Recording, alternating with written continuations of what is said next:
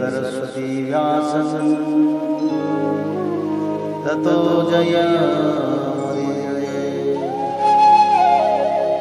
मूकं करोति वाचालं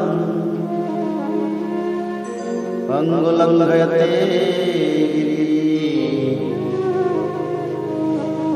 यत्कृपातमहं वन्दे परमानन्दमाधवो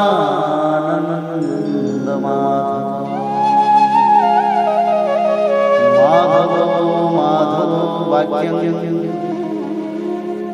माधवो हरि परन्ते साधवा नित्यं सकलकार्येषु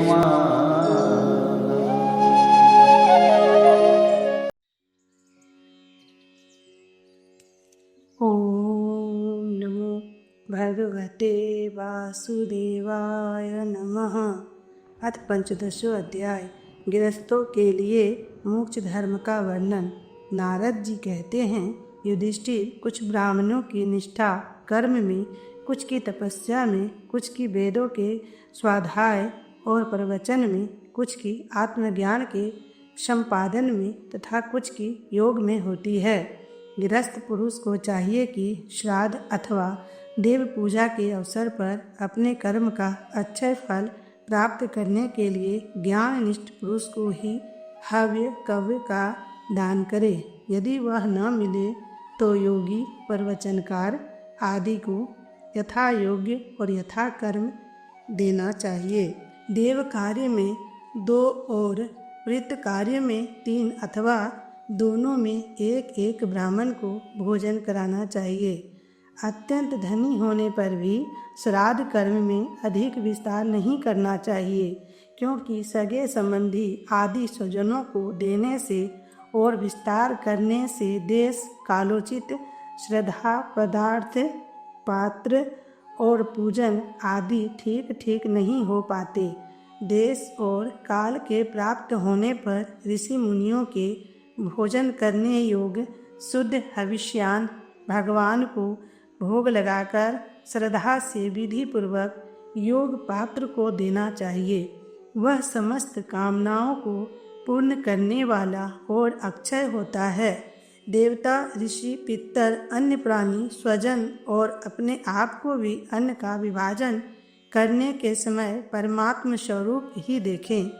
धर्म का मर्म जानने वाला पुरुष श्राद्ध में मांस का अर्पण न करे और न स्वयं ही उसे खाएं, क्योंकि पितरों को ऋषि मुनियों के योग्य हविष्यान से जैसी प्रसन्नता होती है, वैसी पशु हिंसा से नहीं होती। जो लोग स्वधर्म पालन की अभिलाषा रखते हैं, उनके लिए इससे बढ़कर और कोई धर्म नहीं है कि किसी भी प्राणी को मन, वाणी और शरीर से किसी प्रकार का कष्ट न दिया जाए। इसी से कोई यज्ञ तत्व को जानने वाले ज्ञानी ज्ञान के द्वारा प्रज्वलित आत्म संयम रूप अग्नि में इन कर्ममय यज्ञों का हवन कर देते हैं और ब्रह्मा कर्म कलापों से उपरक्त हो जाते हैं। जब कोई इन द्रव्यमय यज्ञों से यजन करना चाहता है, तब सभी प्राणी डर जाते हैं। वे सोचने लगते हैं कि यह अपने प्राणों का पोषण करने वाला निर्दयी मूर्ख मुझे अवश्य मार डालेगा। इसलिए धर्मज्ञ मनुष्य को यही उचित है कि प्रतिदिन प्रारब्ध के द्वारा प्राप्त मुनिजनोचित हविष्यान से ही अपने नित्य और नैमित्तिक कर्म करे तथा उसी से सर्वदा संतुष्ट रहे। अधर्म की 5 शाखाएं हैं: विधर्म, परधर्म, आभास, उपमा और छल। धर्मज्ञ पुरुष अधर्म के समान ही इनका भी त्याग कर दे। जिस कार्य को धर्म बुद्धि से करने पर भी अपने धर्म में बाधा पड़े, वह विधर्म है। किसी अन्य के द्वारा अन्य पुरुष के लिए उपदेश किया हुआ धर्म परधर्म है। पाखंड या दंभ नाम का उपधर्म अथवा उपमा है। शास्त्र के वचनों का दूसरे प्रकार का अर्थ कर देना छल है। मनुष्य अपने आश्रम के विपरीत स्वेच्छा से जिसे धर्म मान लेता है, वह आभास है। अपने अपने स्वभाव के अनुकूल जो बढ़ना श्रमोचित धर्म है वे भला किसे शांति नहीं देते। धर्मात्मा पुरुष निर्धन होने पर भी धर्म के लिए अथवा शरीर निर्वाह के लिए धन प्राप्त करने की चेष्टा न करें, क्योंकि जैसे बिना किसी प्रकार की चेष्टा किए अजगर की जीविका चलती ही है, वैसे ही निर्वृत्ति परायण पुरुष की निर्वृत्ति ही उसकी जीविका का निर्वाह कर देती है। जो सुख अपनी आत्मा में रमन करने वाले निष्क्रिय संतोषी पुरुष को मिलता है, वह उस मनुष्य को भला कैसे मिल सकता है जो कामना और लोभ से धन के लिए हाय हाय करता हुआ इधर उधर दौड़ता फिरता है। जैसे पैरों में जूता पहनकर चलने वालों को कंकड़ और कांटों से कोई डर नहीं होता, वैसे ही जिसके मन में संतोष है उसके लिए सर्वदा और सब कहीं सुख ही सुख है, दुख है ही नहीं। युधिष्ठिर, न जाने क्यों मनुष्य केवल जल मात्र से ही संतुष्ट रहकर अपने जीवन का निर्वाह नहीं कर लेता, अपितु रसनेन्द्रिय और जन्नेन्द्रिय के फेर में पड़कर यह बेचारा घर की चौकसी करने वाले कुत्ते के समान हो जाता है। जो ब्राह्मण संतोषी नहीं है, इंद्रियों की लोलुपता के कारण उसके तेज, विद्या, तपस्या और यश क्षीण हो जाते हैं और वह विवेक भी खो बैठता है। भूख और प्यास मिट जाने पर खाने पीने की कामना का अंत हो जाता है। क्रोध भी अपना काम पूरा करके शांत हो जाता है। परंतु यदि मनुष्य पृथ्वी की समस्त दिशाओं को जीत ले और भोग ले, तब भी लोभ का अंत नहीं होता। अनेक विषयों के ज्ञाता, शंकाओं का समाधान करके चित्त में शास्त्रोक्त अर्थ को बैठा देने वाले और विश्व विदत्त स्वभाव के सभापति बड़े बड़े विद्वान भी असंतोष के कारण गिर जाते हैं। धर्मराज, संकल्पों के परित्याग से, काम को कामनाओं के त्याग से, क्रोध को सांसारी लोग जिसे अर्थ कहते हैं उसे अनर्थ समझकर लोभ को और तत्व के विचार से भय को जीत लेना चाहिए। अध्यात्म विद्या से शोक और मोह पर, संतों की उपासना से दम्भ पर, मौन के द्वारा योग के विघ्नों पर और शरीर प्राण आदि को निश्चेत करके हिंसा पर विजय प्राप्त करनी चाहिए। आदि भौतिक दुख को दया के द्वारा, आदि दैविक वेदना को समाधि के द्वारा और आध्यात्मिक दुख को योग बल से एवं निंद्रा को सात्विक भोजन, स्थान, संग आदि के सेवन से जीत लेना चाहिए। सत्वगुण के द्वारा रजोगुण एवं तमोगुण पर और उपरति के द्वारा सत्वगुण पर विजय प्राप्त करनी चाहिए।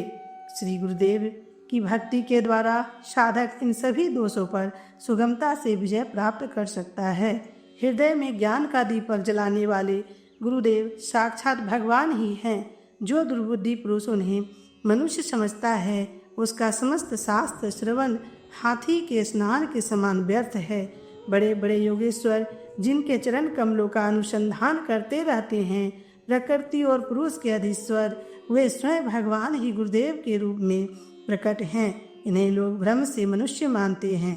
शास्त्रों में जितने भी नियम संबंधी आदेश हैं, उनका एकमात्र तात्पर्य यही है कि काम, क्रोध, लोभ, मोह, मद और मत्सर इन 6 शत्रुओं पर विजय प्राप्त कर ली जाए, अथवा 5 इंद्रिय और मन ये 6 बस में हो जाए।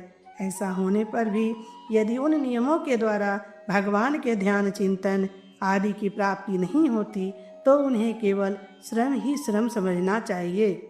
जैसे खेती, व्यापार आदि और उनके फल भी योग साधना के फल भगवत प्राप्ति या मुक्ति को नहीं दे सकते, वैसे ही दुष्ट पुरुष के श्रोत स्मार्थ कर्म भी कल्याणकारी नहीं होती, प्रत्युत उल्टा फल देते हैं। जो पुरुष अपने मन पर विजय प्राप्त करने के लिए उद्धत हो, वह आसक्ति और परिग्रह का त्याग करके संन्यास ग्रहण करे, एकांत में अकेला ही रहे और भिक्षावृत्ति से शरीर निर्वाह मात्र के लिए सुलभ और परिमित भोजन करे। युधिष्ठिर पवित्र और समान भूमि पर अपना आसन बिछाए और सीधे स्थिर भाव से समान और सुख कर आसन से उस पर बैठकर ओमकार का जप करे। जब तक मन संकल्प विकल्पों को छोड़ न दे, तब तक नासिका के अग्रभाग पर दृष्टि जमाकर पूरक, कुंभक और रेचक द्वारा प्राण तथा अपान की गति को रोके। काम की चोट से घायल चित्त इधर उधर चक्कर काटता हुआ जहाँ जहाँ जाए, विद्वान पुरुष को चाहिए कि वह वहाँ वहाँ से उसे लौटा लाए और धीरे धीरे हृदय में रोके। जब साधक निरंतर इस प्रकार का अभ्यास करता है, तब ईंधन के बिना जैसे अग्नि बुझ जाती है, वैसे ही थोड़े समय में उसका चित्त शांत हो जाता है। इस प्रकार जब काम वासनाएं चोट करना बंद कर देती है और समस्त वृत्तियां अत्यंत शांत हो जाती है, तब चित्त ब्रह्मानंद के स्पर्श में मग्न हो जाता है और फिर उसका कभी उत्थान नहीं होता। जो सन्यासी पहले तो धर्म, अर्थ और काम के मूल कारण गृहस्थाश्रम का परित्याग कर देता है और फिर उन्हीं का सेवन करने लगता है, वह निर्लज, अपने उगले हुए को खाने वाला कुत्ता ही है। जिन्होंने अपने शरीर को अनात्मा, मृत्युग्रस्त और निष्ठा, विष्ठा, कृमि एवं राख समझ लिया था, वे ही मूढ़ फिर उसे आत्मा मानकर उसकी प्रशंसा करने लगते हैं। कर्म त्यागी गृहस्थ, व्रत त्यागी ब्रह्मचारी, गांव में रहने वाला तपस्वी, वानप्रस्थ और इंद्रिय लोलुप सन्यासी, ये चारों आश्रम के कलंक हैं और व्यर्थ ही आश्रमों का ढोंग करते हैं। भगवान की माया से विमोहित उन मूढ़ों पर तरस खाकर उनकी अपेक्षा कर देनी चाहिए। आत्मज्ञान के द्वारा जिसकी सारी वासनाएं निर्मूल हो गई है और जिसने अपने आत्मा को परम ब्रह्म स्वरूप जान लिया है, वह किस विषय की इच्छा और किस भोक्ता की तृप्ति के लिए इंद्रिय लोलुप होकर अपने शरीर का पोषण करेगा।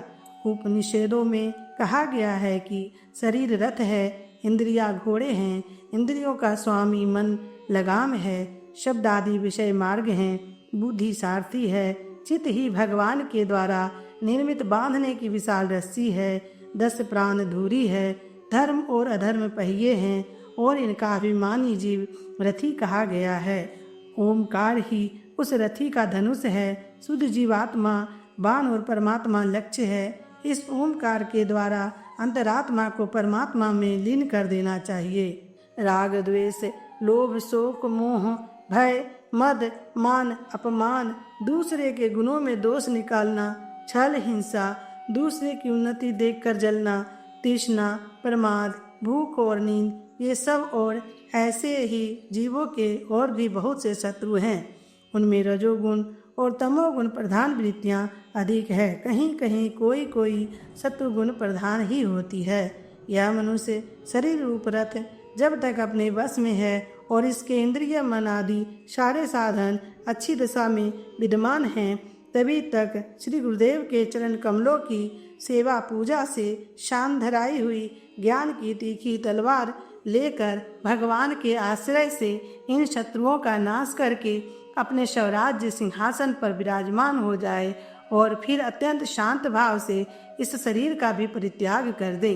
नहीं तो तनिक भी प्रमाद हो जाने पर ये इंद्रिय रूप दुष्ट घोड़े और उनसे मित्रता रखने वाला बुद्धि रूप सारथी रथ के स्वामी जीव को उल्टे रास्ते ले जाकर विषय रूपी लुटेरों के हाथों में डाल देंगे। वे डाकू सारथी और घोड़ों के सहित इस जीव को मृत्यु से अत्यंत भयावनी घोर अंधकारमय संसार के कुएं में गिरा देंगे। वैदिक कर्म 2 प्रकार के हैं। एक तो वे जो वृत्तियों को उनके विषयों की ओर ले जाते हैं, प्रवृत्ति परक, और दूसरे वे जो वृत्तियों को उनके विषयों की ओर से लौटाकर शांत एवं आत्म साक्षात्कार के योग बना देते हैं, निर्वृत्ति परक। प्रवृत्ति परक कर्म मार्ग से बार बार जन्म मृत्यु की प्राप्ति होती है और निर्वृत्ति परक भक्ति मार्ग या ज्ञान मार्ग के द्वारा परमात्मा की प्राप्ति होती है।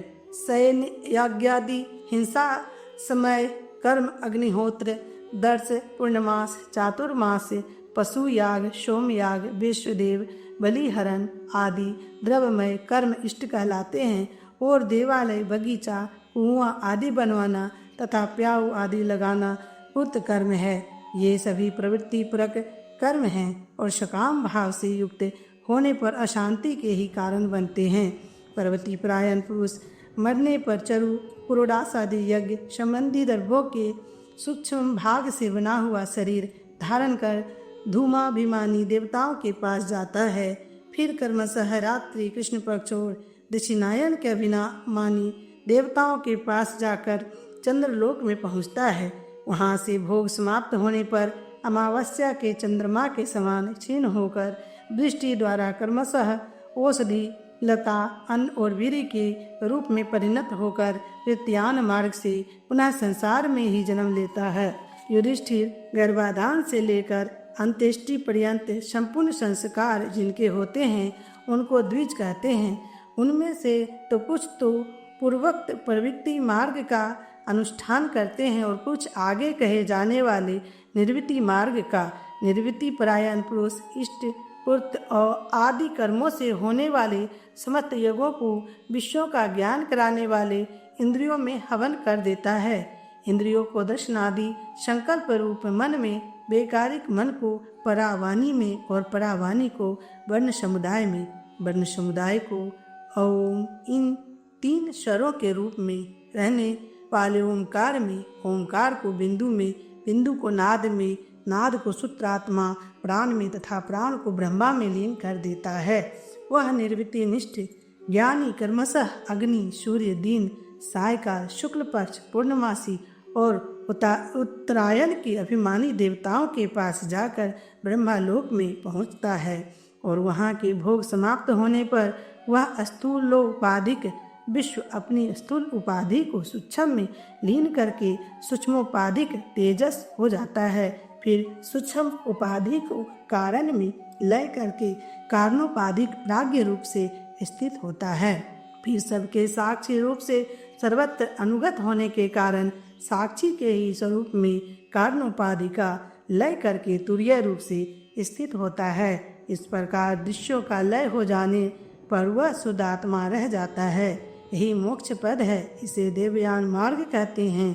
इस मार्ग से जाने वाला आत्मोपासक संसार की ओर से निवृत्त होकर कर्मशः एक से दूसरे देवता के पास होता हुआ ब्रह्मलोक में जाकर अपने स्वरूप में स्थित हो जाता है।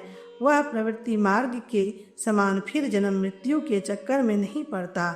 ये प्रत्यान और देवयान दोनों ही वेदोक्त मार्ग हैं। जो शास्त्रीय दृष्टि से इन्हें तत्वतः जान लेता है वह शरीर में स्थित रहता हुआ भी मोहित नहीं होता। पैदा होने वाले शरीरों के पहले भी कारण रूप से और उनका अंत हो जाने पर भी उनकी अवधि रूप से जो स्वयं विद्यमान रहता है, जो भोग रूप से बाहर और भोक्ता रूप से भीतर है तथा ऊंच और नीच जानना और जानने का विषय, वाणी और वाणी का विषय, अंधकार और प्रकाश आदि वस्तुओं के रूप में जो कुछ भी उपलब्ध होता है वह सब स्वयं यह तत्ववेता ही है। इसी से मोह उसका स्पर्श नहीं कर सकता। दर्पण आदि में दिख पड़ने वाला प्रतिबिंब विचार और युक्ति से बाधित है, उसका उनमें अस्तित्व है नहीं। फिर भी वस्तु के रूप में तो वह दिखता ही है। वैसे ही इंद्रियों के द्वारा दिखने वाला वस्तुओं का भेद भाव भी विचार, युक्ति और आत्मानुभव से असंभव होने के कारण वस्तुतः न होने पर भी सत्य सा प्रतीत होता है। पृथ्वी आदि पंचभूतों से इस शरीर का निर्माण नहीं हुआ है। वास्तविक दृष्टि से देखा जाए तो न तो वह उन पंचभूतों का संघात है और न विकार या परिणाम ही, क्योंकि यह अपने अवयवों से न तो पृथक है और न उनमें अनुगत ही है, अतएव मिथ्या है। इसी प्रकार शरीर के कारण रूप पंचभूत भी अवयवी होने के कारण अपने अवयवों सूक्ष्म भूतों से भिन्न नहीं है, अवयव रूप ही है। जब बहुत खोजबीन करने पर भी अवयवों के अतिरिक्त अवयवी का अस्तित्व नहीं मिलता, वह असत्य ही सिद्ध होता है, तब अपने आप ही यह सिद्ध हो जाता है कि ये अवयव ही असत्य भी है। जब तक अज्ञान के कारण एक ही परम तत्व में अनेक वस्तुओं के भेद मालूम पड़ते रहते हैं, तब तक यह भ्रम भी रह सकता है कि जो वस्तुएं पहले थी वे अब भी हैं, और स्वप्न में भी जिस प्रकार जागृत, स्वप्न आदि अवस्थाओं के अलग अलग अनुभव होते ही हैं तथा उनमें भी विधि निषेध शास्त्र रहते हैं, वैसे ही जब तक इन भिन्नताओं के अस्तित्व का मोह बना हुआ है तब तक यहाँ भी विधि निषेध के शास्त्र है ही। जो विचारशील पुरुष स्वानुभूति से आत्मा के त्रिविध अद्वैत का साक्षात्कार करते हैं वे जागृत स्वप्न, सुषुप्ति और दृष्टा दर्शन तथा दृश्य के भेद रूप स्वप्न को मिटा देते हैं। ये अद्वैत 3 प्रकार के हैं, भावादित, क्रियादित और द्रव्यादित। जैसे वस्तु सूत रूप ही होता है, वैसे ही कार्य भी कारण मात्र ही है, क्योंकि वेद तो वास्तव में है नहीं। इस प्रकार सबकी एकता का विचार भावादित है। युधिष्ठिर, मन, वाणी और शरीर से होने वाले सब कर्म स्वयं परब्रह्म परमात्मा में ही हो रहे हैं, उसी में अध्यस्त हैं। इस भाव से समस्त कर्मों को समर्पित कर देना क्रियाद्वैत है। स्त्री पुत्र आदि सगे संबंधी एवं संसार के अन्य समस्त प्राणियों के तथा अपने स्वार्थ और भोग एक ही हैं, उनमें अपने और पराये का भेद नहीं है। इस प्रकार का विचार द्रव्याद्वैत है। युधिष्ठिर, जिस पुरुष के लिए जिस द्रव्य को जिस समय जिस उपाय से जिससे ग्रहण करना शास्त्राज्ञा के विरुद्ध न हो, उसे उसी से अपने सब कार्य संपन्न करने चाहिए। आपत्ति काल को छोड़कर इससे अन्यथा नहीं करनी चाहिए। महाराज, भगवत भक्त मनुष्य वेद में कहे हुए इन कर्मों के तथा अन्यान्य सब कर्मों के अनुष्ठान से घर में रहते हुए भी श्री कृष्ण की गति को प्राप्त करता है। युधिष्ठिर, जैसे तुम अपने स्वामी भगवान श्री कृष्ण की कृपा और सहायता से बड़ी बड़ी कठिन विपत्तियों से पार हो गए हो और उन्हीं के चरण कमलों की सेवा से समस्त भूमंडल को जीतकर तुमने बड़े बड़े राजसी आदि यज्ञ किए हैं। पूर्व जन्म में, इसके पहले के महाकल्प में एक गंधर्व था, मेरा नाम था उपबहन और गंधर्वों में मेरा बड़ा सम्मान था। मेरी सुंदरता, सुकुमारता और मधुरता अपूर्व थी। मेरे शरीर में से सुगंधी निकला करती और देखने में मैं बहुत अच्छा लगता। स्त्रियां मुझसे बहुत प्रेम करती और मैं सदा प्रमाद में ही रहता। मैं अत्यंत विलासी था। एक बार देवताओं के यहाँ ज्ञान सत्र हुआ, उसमें बड़े बड़े प्रजापति आए थे। भगवान की लीला का गान करने के लिए उन लोगों ने गंधर्व और अप्सराओं को बुलाया। मैं जानता था कि वह संतों का समाज है और वहाँ भगवान की लीला का ही गान होता है, फिर भी मैं स्त्रियों के साथ लौकिक गीतों का गान करता हुआ उन्मत्त की तरह वहाँ जा पहुँचा। देवताओं ने देखा कि यह तो हम लोगों का अनादर कर रहा है। उन्होंने अपनी शक्ति से मुझे शाप दे दिया कि तुमने हम लोगों की अवहेलना की है, इसलिए तुम्हारी सारी सौंदर्य संपत्ति नष्ट हो जाए और तुम शीघ्र ही शूद्र हो जाओ। उनके शाप से मैं दासी का पुत्र हुआ, किंतु उस शूद्र जीवन में किए हुए महात्माओं के सत्संग और सेवा शुश्रूषा के प्रभाव से मैं दूसरे जन्म में ब्रह्मा जी का पुत्र हुआ। संतों की अवहेलना और सेवा का यह मेरा प्रत्यक्ष अनुभव है। संत सेवा से ही भगवान प्रसन्न होते हैं। मैंने तुम्हें गृहस्थों का पाप नाशक धर्म बतला दिया। इस धर्म के आचरण से गृहस्थ भी अनायास ही सन्यासियों को मिलने वाला परम पद प्राप्त कर लेता है। युधिष्ठिर, इस मनुष्य लोक में तुम लोगों के भाग्य अत्यंत प्रशंसनीय है, क्योंकि तुम्हारे घर में साक्षात ब्रह्मा परमात्मा मनुष्य का रूप धारण करके गुप्त रूप से निवास करते हैं। इसी से सारे संसार को पवित्र कर देने वाले ऋषि मुनि बार बार उनका दर्शन करने के लिए चारों ओर से तुम्हारे पास आया करते हैं। बड़े बड़े महापुरुष निरंतर जिनको ढूंढते रहते हैं, जो माया के लेस से रहित परम शांत परमानंद अनुभव स्वरूप परम ब्रह्मा परमात्मा हैं, वे ही तुम्हारे प्रिय हितैषी मेरे भाई पूज्य आज्ञाकारी गुरु और स्वयं आत्मा श्री कृष्ण है। शंकर ब्रह्मा आदि भी अपनी सारी बुद्धि लगाकर वे यह है, इस रूप में उनका वर्णन नहीं कर सके, फिर हम तो कर ही कैसे सकते हैं। हम मौन भक्ति और संयम के द्वारा ही उनकी पूजा करते हैं। कृपया हमारी यह पूजा स्वीकार करके भक्त वत्सल भगवान हम पर प्रसन्न हो। श्री सुखदेव जी कहते हैं, परीक्षित, देवर्षि नारद का यह प्रवचन सुनकर राजा युधिष्ठिर को अत्यंत आनंद हुआ। उन्होंने प्रेम विहल होकर देवर्षि नारद और भगवान श्री कृष्ण की पूजा की। देवर्षि नारद भगवान श्री कृष्ण और राजा युधिष्ठिर से विदा लेकर और उनके द्वारा सत्कार पाकर चले गए। भगवान श्री कृष्ण ही परम ब्रह्मा हैं, यह सुनकर युधिष्ठिर के आश्चर्य की सीमा न रही। परीक्षित, इस प्रकार मैंने तुम्हें दक्ष पुत्रियों के वंशों का अलग अलग वर्णन सुनाया। उन्हीं के वंश में देवता, असुर, मनुष्य आदि और संपूर्ण चराचर की सृष्टि हुई है। इति श्रीमद्भागवती महापुराणी व्यासिक्यामष्टादशसहस्रायां पारमहंस्या सहितायां सप्तमस्कन्धे प्रह्लादनुचरिते युधिष्ठिरनारद संवादे सदाचार निर्णयो नाम 15 अध्याय।